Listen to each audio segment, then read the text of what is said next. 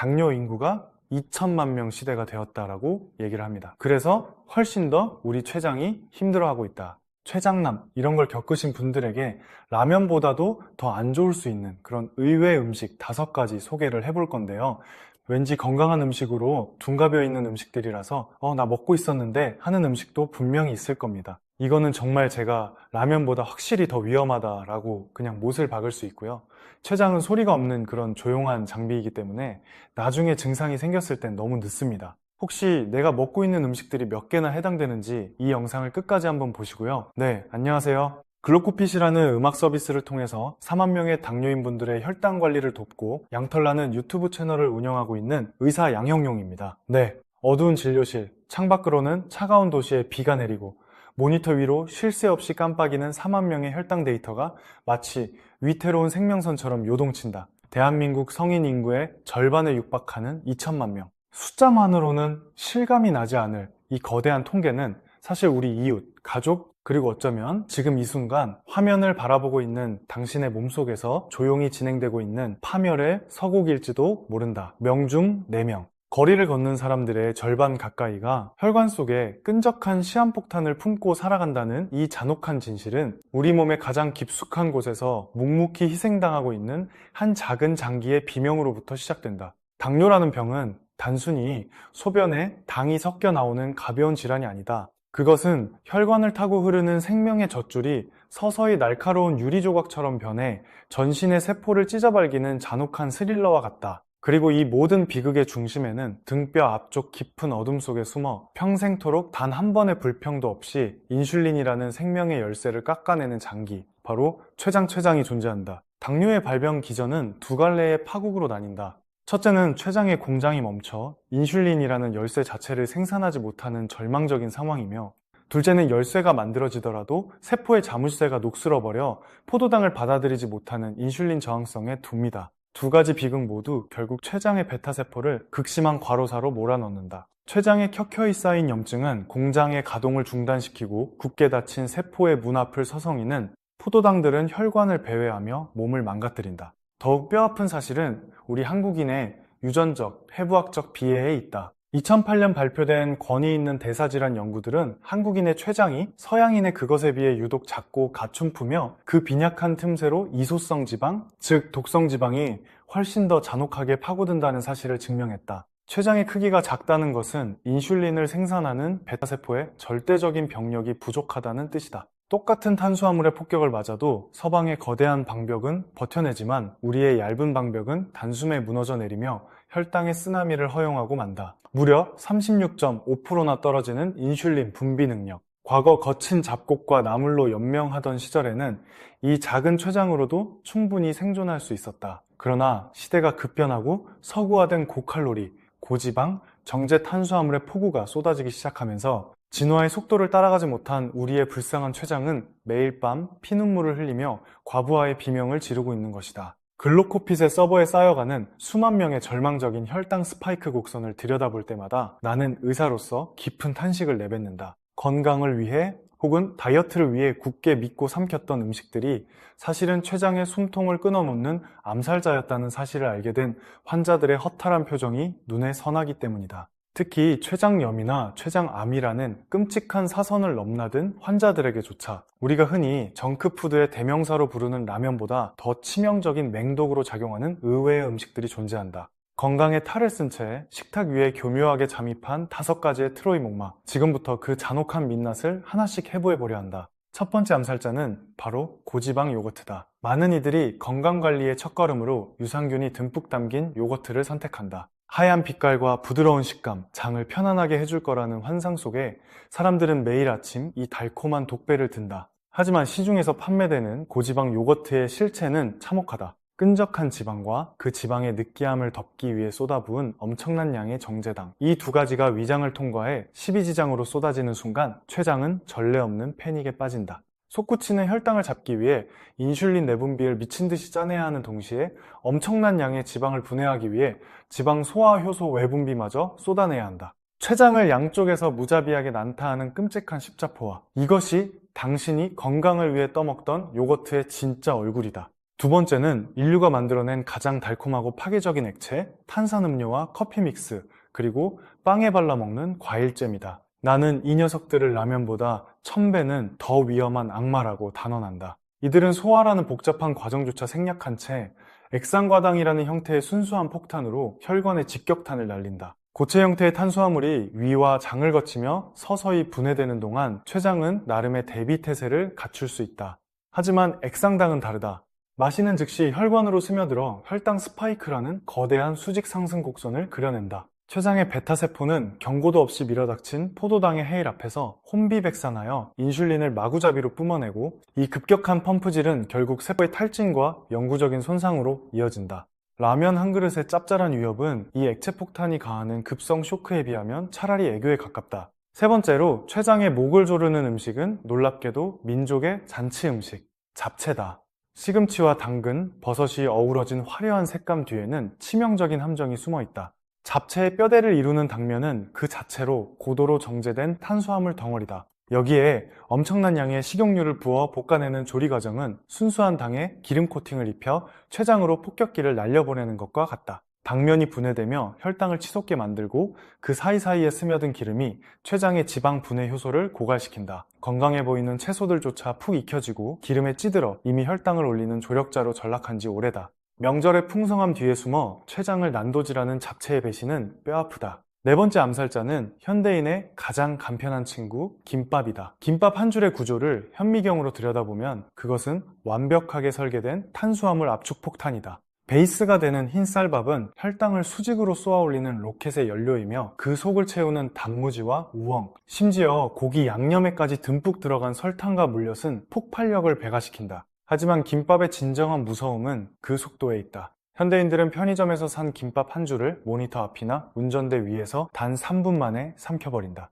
씹는 과정도 없이 덩어리째 위장으로 쏟아져 내린 이 탄수화물 압축팩은 췌장이 미처 방어선을 구축하기도 전에 혈관을 초토화시켜버린다. 다섯 번째는 이 시대 최고의 슈퍼푸드로 추앙받는 아보카도다. 숲의 버터라 불리며 불포화 지방산의 칭송을 받는 이 녹색 과일이 췌장에 위협이 된다는 사실은 충격적일 것이다. 물론 건강한 사람에게 아보카도는 훌륭한 식재료다. 하지만 췌장에 이미 미세한 염증이 있거나 그 기능이 떨어져 있는 사람에게 아보카도의 묵직한 고지방은 소화기의 엄청난 노동을 강요하는 족쇄가 된다. 지방을 분해하고 대사하는 과정에서 지쳐있는 췌장은 헛바퀴를 돌게 되고, 이는 췌장염의 은밀한 불씨를 당기는 결과를 초래할 수 있다. 이처럼 무서운 자객들이 식탁을 점령하고 있지만 절망하기엔 이르다. 우리에게는 췌장에 타는 목마름을 죽여주고 상처를 꿰매어줄 세 가지 위대한 구원자가 있다. 첫 번째 구원자는 흙 속의 진주, 마늘이다. 나는 마늘을 췌장의 소방수라 부른다. 마늘이 품고 있는 알리신과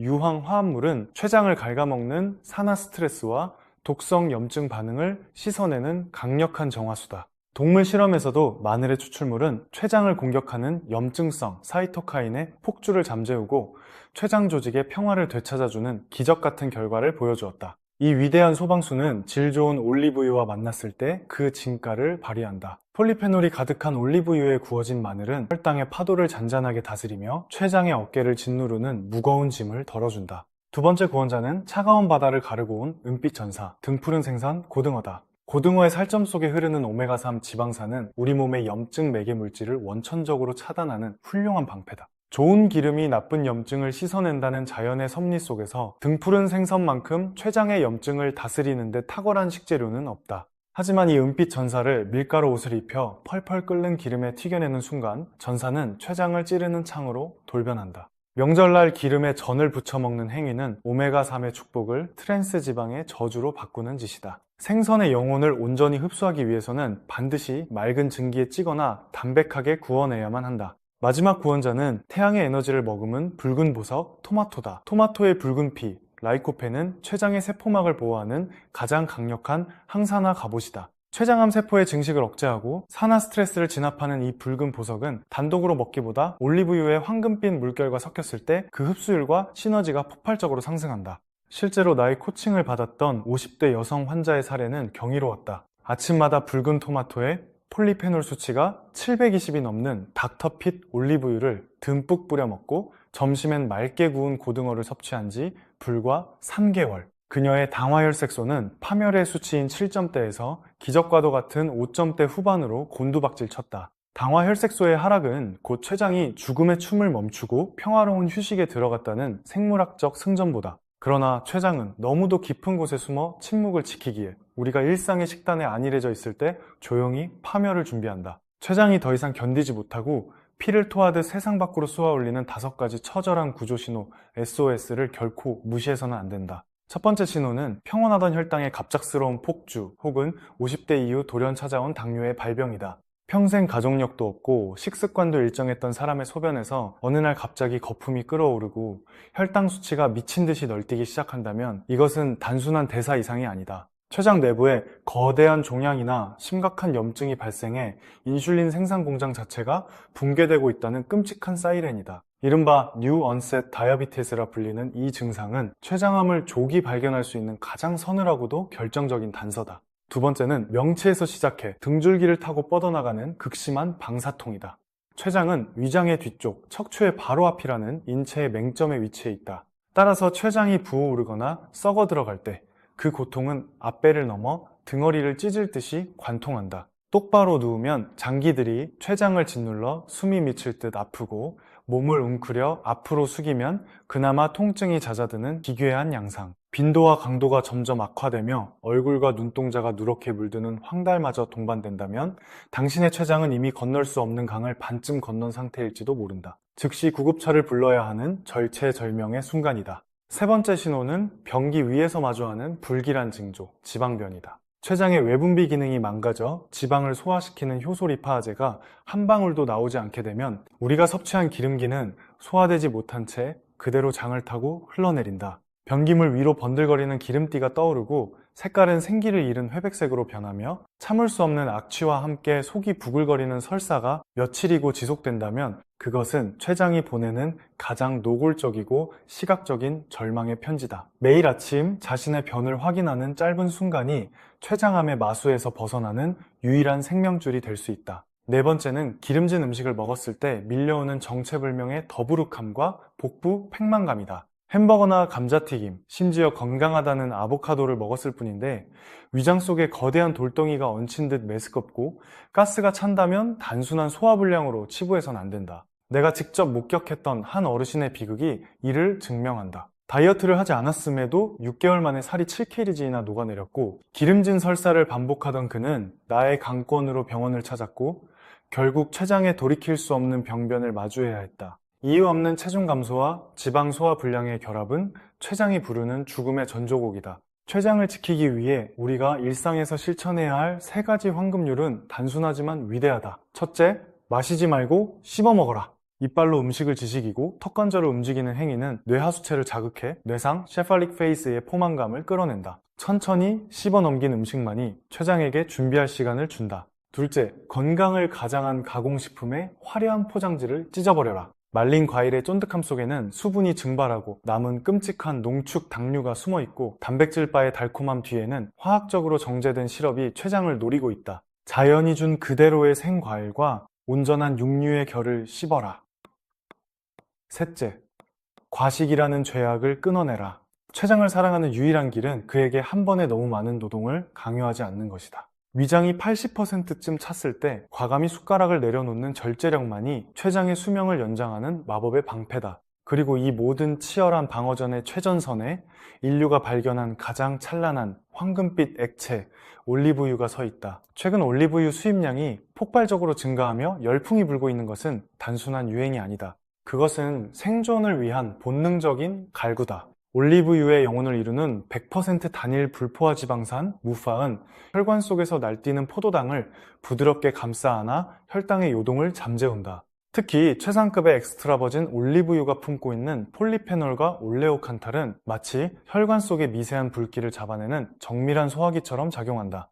나는 당뇨를 단순히 혈당이 높은 병이라고 부르지 않는다. 당뇨는 전신의 혈관과 장기가 저강도의 만성 염증 상태에 빠져 서서히 타들어가는 병이다. 췌장 역시 그 염증의 화염 속에서 허덕이며 인슐린 조절 능력을 상실한 것이다. 바로 이 염증의 바다에 올리브유라는 황금빛 구명보트를 띄워야 한다. 항염과 항산화의 기적이 혈관을 타고 흐르며 심혈관 질환을 막아내고 합병증의 그림자를 지워버린다. 매일 아침 선식을 들이켜며 당화 혈색소 7.2에 대해서 허우적대던 50대 여성 환자가 선식을 과감히 버리고 매일 아침 올리브유 한 포를 삼키기 시작한 지 3개월 만에 6점대 초반으로 정상화된 기적. 당뇨 전 단계에서 라면의 유혹을 끊지 못해 괴로워하던 50대 남성이 라면을 끓이기 전 채소와 올리브유를 먼저 섭취하는 전략만으로 240까지 뚫고 올라가던 핏빛 혈당 스파이크를 160이라는 평온한 수치로 억눌러버린 통쾌한 승리. 이 모든 것이 올리브유가 만들어낸 대사의 마법이다.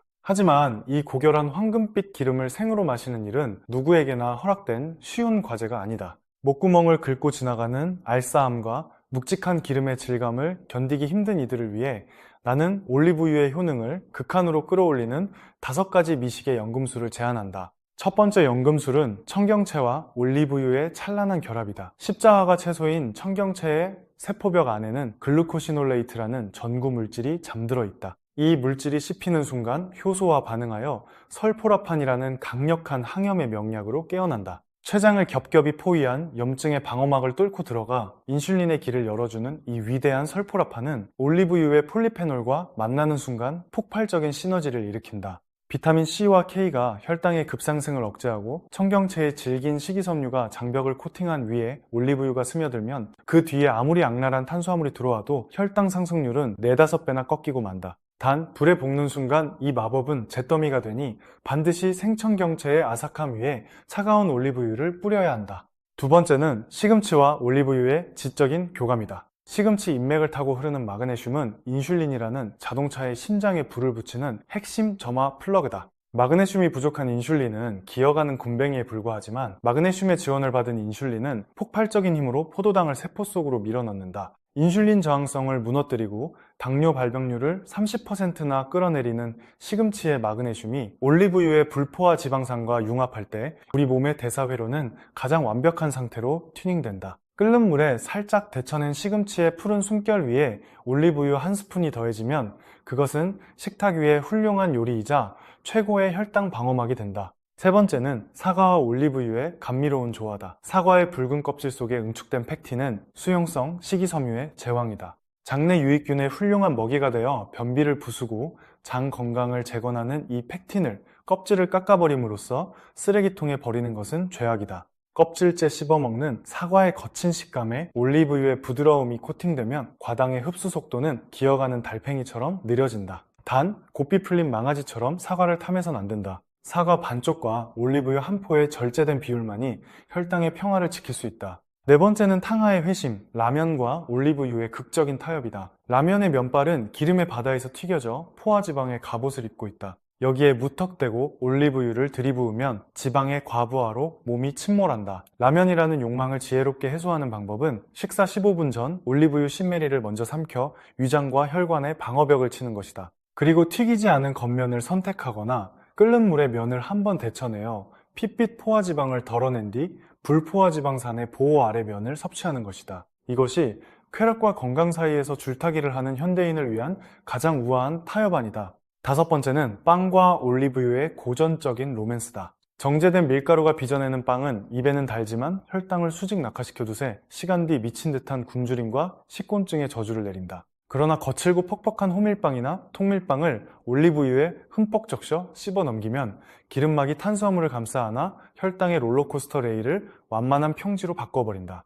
스틱형 올리브유 한 포를 찢어 빵 위에 흩뿌리는 작은 의식 하나가 당신의 오후를 식곤증의 늪에서 구원할 것이다. 하지만 이 생명수 같은 올리브유 앞에서도 지켜야 할 엄격한 계율이 있다. 첫째, 탐욕을 버려라. 올리브유는 본질적으로 묵직한 기름이다. 처음부터 소주잔으로 벌컥벌컥 들이마시면 위장은 발작을 일으키고 장은 통제력을 잃어 끔찍한 설사의 폭포를 쏟아낸다. 5ml의 작은 티스푼으로 몸의 허락을 구한 뒤 서서히 10ml, 최대 15ml까지만 그 양을 늘려야 한다. 둘째, 위장과 식도의 경계선이 무너진 역류성 식도염 환자들은 공복 섭취의 유혹을 단호히 끊어내라. 빈속에 쏟아진 기름은 위장 속에 오래 머물며 관략근을 느슨하게 만들고 결국 타는 듯한 속쓰림과 신트림의 고통을 역류시킨다. 셋째, 담낭이나 췌장에 이미 병변이 있는 자들은 주치의의 허락 없이 이 기름의 바다에 함부로 뛰어들지 마라. 넷째, 빛과 공기에 닿는 순간 산패가 시작되는 기름의 운명을 잊지 마라. 산화되어 찌든내를 풍기는 올리브유는 더 이상 약이 아니라 혈관을 파괴하는 산화 스트레스의 독극물일 뿐이다.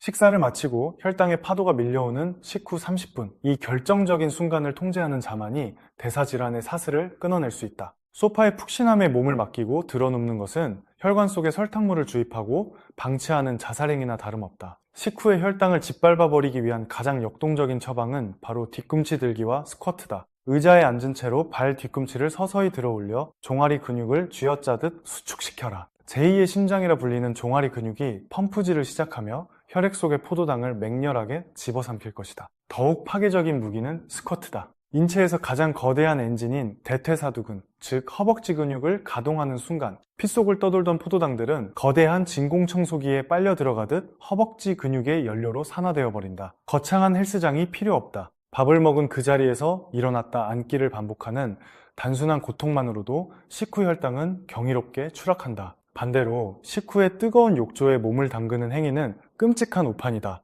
소화기관으로 몰려가 위장의 운동을 도와야 할 혈액들이 뜨거운 열기를 식히기 위해 피부 겉면으로 흩어져 버리면 위장은 마비되고 혈당은 소화되지 못한 채 치솟아 오르는 최악의 부작용을 낳고 만다. 건강의 지형도가 격변하는 현대사회에서 가장 극적인 명예회복을 이룬 식재료를 꼽으라면 단연코 버터일 것이다. 수십 년간 콜레스테롤을 높이고 심장을 총게 하는 악마의 기름으로 억울한 누명을 썼던 버터는 이제 대사과학의 눈부신 발전과 함께 화려하게 부활했다. 미 FDA조차 포화지방과의 오랜 전쟁에 종지부를 찍고 버터를 향한 맹목적인 마녀 사냥을 멈출 것을 선언했다. 버터의 포화지방은 죄악이 아니라 우리 몸을 이루는 수십 쪽의 세포의 외벽을 튼튼하게 세우는 필수적인 벽돌이다. 세포막의 구조가 무너지면 호르몬의 통신망이 단절되고 생명의 질서가 붕괴된다. 게다가 버터의 노란빛 속에는 비타민 A, D, E, K라는 지용성 생명선이 녹아있어 면역력을 깨우고 뼈를 굳건히 세워준다. 버터를 향한 두 번째 오해는 그 높은 칼로리에 대한 공포다. 10g당 70칼로리라는 숫자는 겉보기에 위협적일 수 있다. 하지만 버터가 우리 몸속에 들어가는 순간 벌어지는 호르몬의 마법을 이해한다면 그 공포는 경외심으로 바뀔 것이다. 혀끝에서 녹아내린 버터가 장에 닿는 순간 CCK, PYY, GLP-1이라는 세 가지 강력한 포만감 호르몬이 뇌를 향해 일제히 신호탄을 쏘아 올린다. 더 이상 음식이 필요 없다. 이 강력한 포만감의 장막은 두세 시간 뒤 미친 듯이 당을 갈구하며 커피 믹스와 과자를 전전하게 만드는 끔찍한 가짜 식욕을 완벽하게 차단한다. 버터의 70칼로리는 수백 칼로리의 잉여 탄수화물을 막아내는 훌륭한 방어벽인 셈이다. 특히 아침 공복에 버터를 밀어넣는 행위는 우리 몸의 에너지 시스템을 완전히 뒤바꾸는 위대한 해킹이다. 12시간의 공복 끝에 텅 빈 간과 바닥을 드러낸 인슐린 수치. 이 고요한 아침에 몸에 탄수화물이 아닌 순수한 버터 지방이 들어오면 뇌는 당황하며 긴급 지령을 내린다. 당이 없다.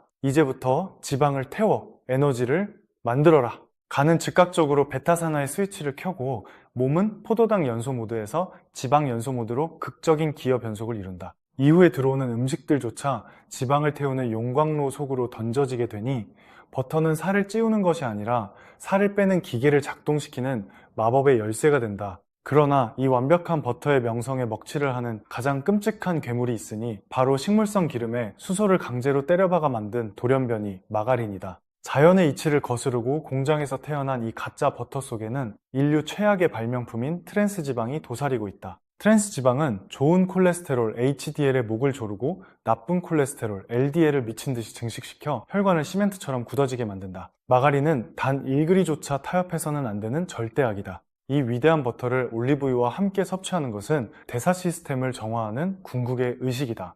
아침 공복에 버터 10짐을 먼저 삼켜 지방 연소의 스위치를 맹렬하게 켜고 10분 뒤 올리브유 10차를 흘려보내 그 불길에 폴리페놀의 기름을 붓는 것이다. 여기에 약간의 레몬수와 소금 한 꼬집을 더하면 미각의 충족감까지 완벽하게 채워진다. 단 이 성스러운 지방의 의식 위에 식빵 한 조각이라도 얻는 순간 인슐린이 폭발하며 모든 마법은 저주의 지방 축적으로 돌변하니 절대 탄수화물을 섞어서는 안 된다. 버터의 적정량은 엄격히 통제되어야 한다. 처음 시작하는 자는 50지의 조심스러운 발걸음으로 시작하고 몸이 적응하더라도 15, 20지의 선을 결코 넘어서는 안 된다. 욕심을 부려 50짐을 삼키는 것은 위장에 폭탄을 던지는 미련한 짓이다. 그렇다면 어떤 버터를 골라야 하는가? 대형 마트의 진열대 앞에서 당신은 냉혹한 판관이 되어야 한다. 첫째, 뒷면의 원재료명을 확인하라. 오직 유크림, 소금 가염일 경우, 젖상균, 발효일 경우. 이 세 가지 단어 외에 식물성 유지, 팜유, 가공버터,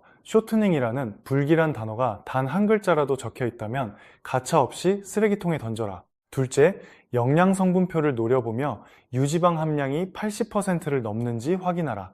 80% 미만의 공간은 온갖 저열한 첨가물로 채워져 있다는 뜻이다. 셋째, 트랜스 지방의 수치가 0이거나 0.1기 수준으로 극도로 낮은지 점검하라. 넷째, 자연의 섭리대로 풀을 뜯어먹고 자란 소의 저주로 만들었다는 목초 사육 그래스페드의 증명과 엄격한 품질을 보증하는 AOP 마크를 찾아라. 마지막으로 포장을 벗겼을 때 드러나는 그 빛깔. 창백하고 핏기 없는 하얀색이 아니라 초원의 태양을 머금은 듯한 짙은 노란빛과 깊고 고소한 풍미가 뿜어져 나와야만 그것은 진정한 버터의 자격을 갖춘 것이다. 프랑스의 에쉬레, 뉴질랜드의 앵커버터 같은 제품들이 그 엄격한 기준을 통과한 훌륭한 전범들이다. 지금 당장 냉장고 문을 열어라. 그리고 당신이 매일 아침 가족의 입으로 당신의 몸속으로 밀어넣고 있던 그 음식들의 진짜 얼굴을 마주하라. 달콤한 요거트에 탈을 쓴 설탕 폭탄, 건강을 위장한 과일즙과 김밥, 그리고 췌장의 숨통을 조이는 끔찍한 가공식품들.